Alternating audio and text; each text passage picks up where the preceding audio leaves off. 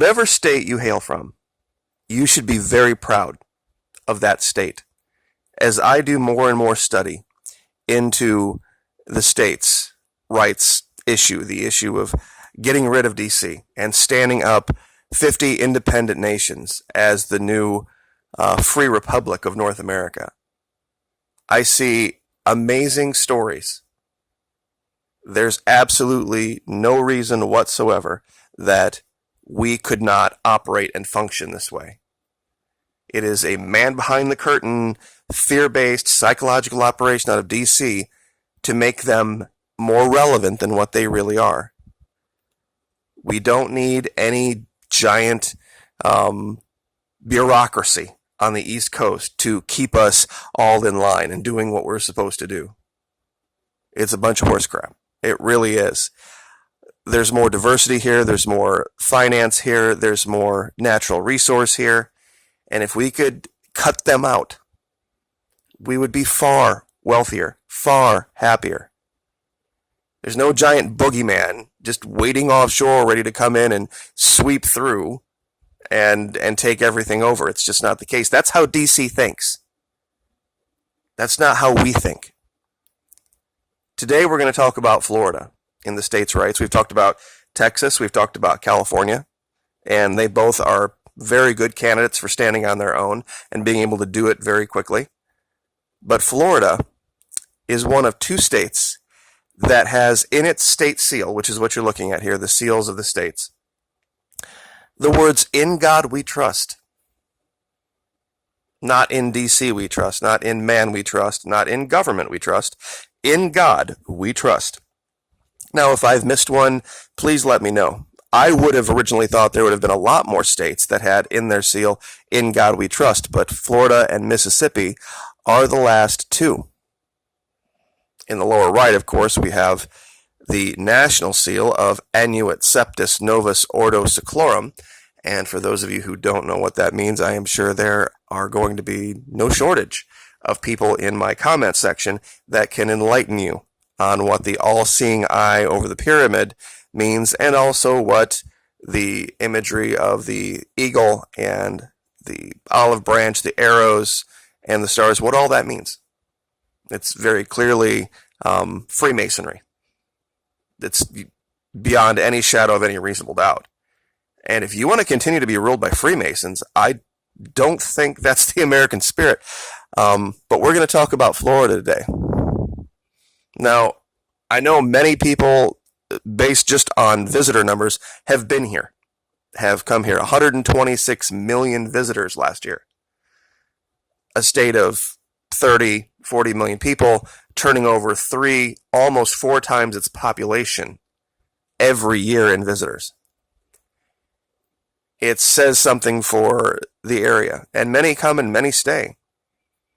I'm one of them. I wasn't born here, but been here for a good long time now. Other than the entertainment industry, which, like I said, brings in massive amounts of revenue, many people don't realize the term cracker comes from Florida as kind of the slang term for a Caucasian. Now, many people believe that's just because when you look at a saltine cracker, it's white, and that's what it's all about. It has nothing to do with it. Cattle, prior to Disney World, was the primary driver of the economy. And, of course, the wealthy Europeans that sat up on the horses and used the whips to drive the cattle were cracking those whips. And the natives, the Seminoles, referred to them as, quote-unquote, crackers, and that's where the term came from. And that originated right here in Florida.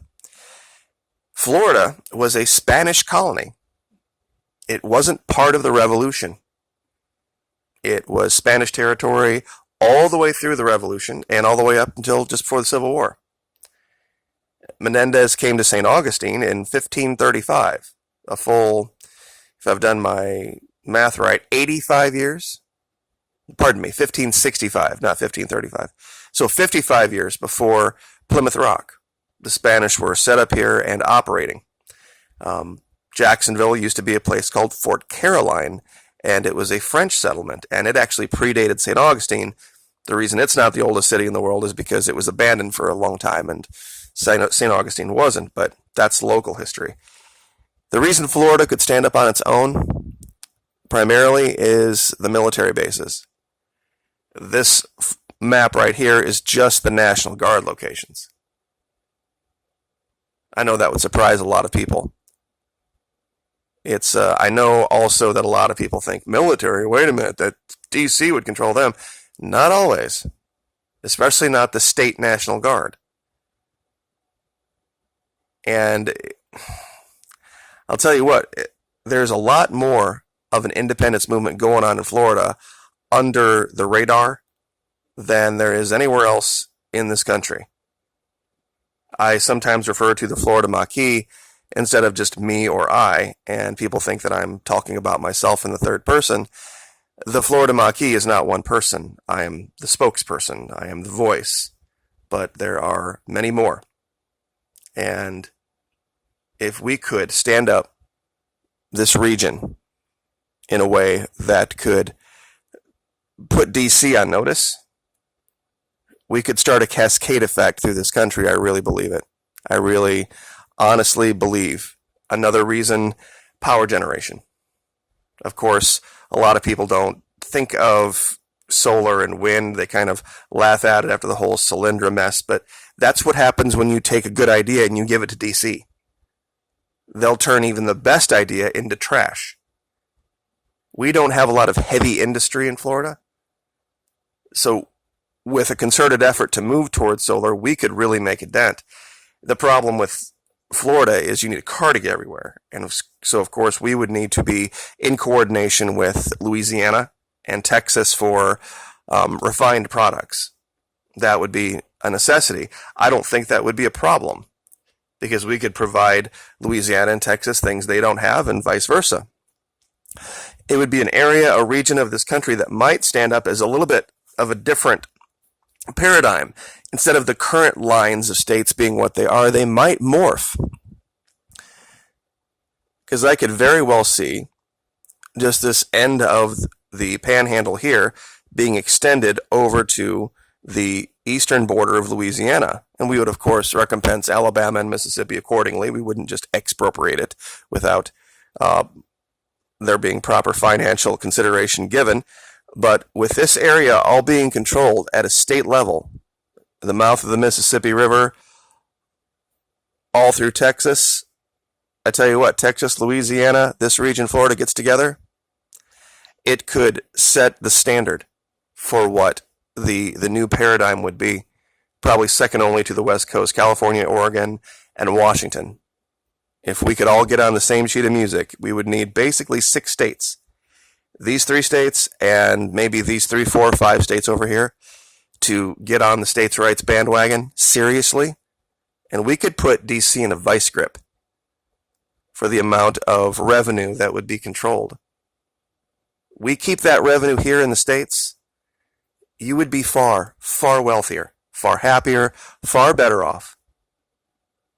There wouldn't be this continual embarrassment of having to hang your head in shame every time you open the newspaper or click on the computer and see what's coming out of our government. It's actually one of the most embarrassing things. It's almost unbearable sometimes. But 72 million people in Orlando in 1 year, 126 million into Florida in 2018. 88% of that, of course, is from here in the United States, but the other 12% isn't. And if you think about that, that's pretty amazing.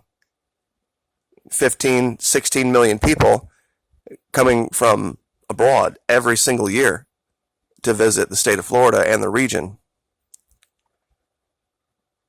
The seal of the state of Florida is something also that I thought was interesting, and I don't want to start any conspiracy theories here, but this was the original one. Now, if you look closely at, and it's always said in God we trust, what strikes you as odd? The Native American in the foreground, of course, is honoring the Seminole, that are the original inhabitants of this land. And then we have a steamship. And then we have a palm tree. No surprises. But look in the background. Mountains? That's odd that anyone would have ever thought to put mountains in Florida unless there was something that we don't know about the history of Florida. That perhaps it used to be a very different place. It just seems very strange that anyone, this is from the late 1800s, this image, would have ever thought to put mountains in the background of Florida. There was a massive, massive earthquake in the Midwest in the 1800s. I always forget the name, the New Madrid, and it caused the Mississippi to run backward. Now, I'm not saying that's cause, but there's things that happen. And a lot of times these kind of stories, if they're devastating enough, they get forgotten, washed away, or just blocked out. I wonder what kind of an event could have caused mountains to be fled away from a state. We have a tiny little lighthouse here in St. Augustine, and I think it's just a couple hundred steps up to the observation deck, and you can see for miles and miles and miles and miles on a clear day. That's how flat, we're almost in a bowl, geographically speaking. And the idea of mountains in Florida, even big sand dunes, is just something that doesn't come to mind when you think of this state. Yet, on the state seal, there are mountains. Now, this is an older state seal, it's not the current one, but something to think about. This is the current one. They, of course, have taken away the mountains, they've put the sun in the background, but still, of course, honoring God and honoring the original inhabitants of this land. I think that's a very, very important thing to do, to realize that we are all immigrants. The whole manifest destiny thing is a shameful, shameful chapter, and it can be traced right back to Washington, D.C. That's another story for another day, but the amount of farmland in Florida, the amount of military personnel, the amount of tourism that comes out of the state, I think makes it an ideal candidate.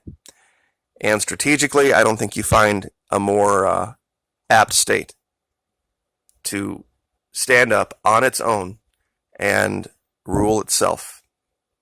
We'll leave it there. Like, share, subscribe.